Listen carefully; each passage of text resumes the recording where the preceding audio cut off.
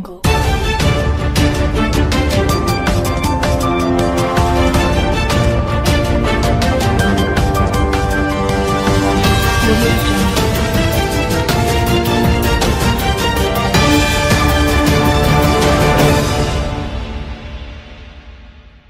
बिहार के मुख्यमंत्री नीतीश कुमार ने गुरुवार की सुबह ही राज्य के जनता के लिए एक बड़ा ऐलान कर दिया है।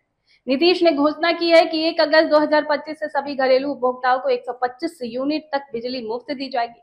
यानी कि ये फैसला जुलाई महीने के बिल से ही लागू हो जाएगा।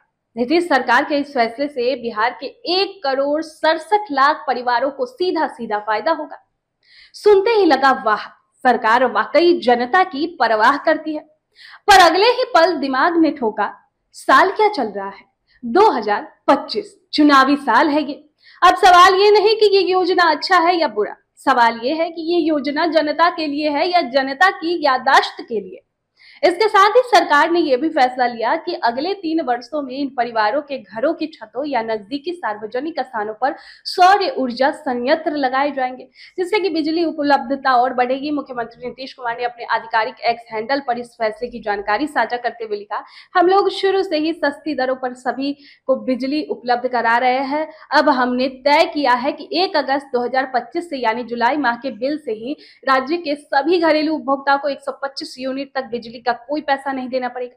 इससे राज्य के कुल 1,67,00,000 परिवारों को लाभ होगा। हमने ये भी तय किया है कि अगले 3 वर्षों में इन सभी घरेलू उपभोक्ताओं से सहमति लेकर उनके घर की छतों पर अथवा नजदीकी सार्वजनिक स्थल पर और सौर ऊर्जा संयंत्र लगाकर लाभ दिया जाएगा। सीएम ने अपने ट्वीट में आगे लिखा कि कुटीर ज्योति योजना के तहत जो अत्यंत निर्धन परिवार होंगे उनके लिए सौर ऊर्जा संयंत्र लगाने का पूरा खर्च राज्य सरकार वहन करेगी तथा शेष के लिए भी सरकार उचित सहयोग करेगी। इससे जो है घरेलू उपभोक्ताओं को अब बिजली के 125 यूनिट तक कोई खर्च नहीं लगेगा। साथ ही साथ राज्य में अगले 3 वर्षों में एक अनुमान के अनुसार 10,000 मेगावाट तक सौर ऊर्जा उपलब्ध हो जाएगी। लेकिन दोस्तों, नीतीश जी ने कहा कि वो पहले से सस्ती बिजली दे रहे हैं और अब और राहत देंगे। लेकिन जनता पूछ रही है, सर बिजली से पहले स्कूलों में टीचर भेज दो, अस्पताल में दवा दे दो, नौकरी दे दो। नीतीश सरकार का ये फैसला न सिर्फ बिजली बिल में राहत देगा बल्कि सौर ऊर्जा के क्षेत्र में भी बिहार को आत्मनिर्भर बनाने की दिशा में एक कदम है। सरकार का लक्ष्य अगले 3 वर्षों में 10,000 मेगावाट सौर ऊर्जा उत्पादन का है। कुटीर ज्योति योजना के तहत गरीब परिवारों के लिए सौर ऊर्जा संयंत्र लगाने का खर्च पूरी तरह से सरकार उठाएगी, जबकि अन्य परिवारों को भी इस योजना में उचित सहायता दी जाएगी।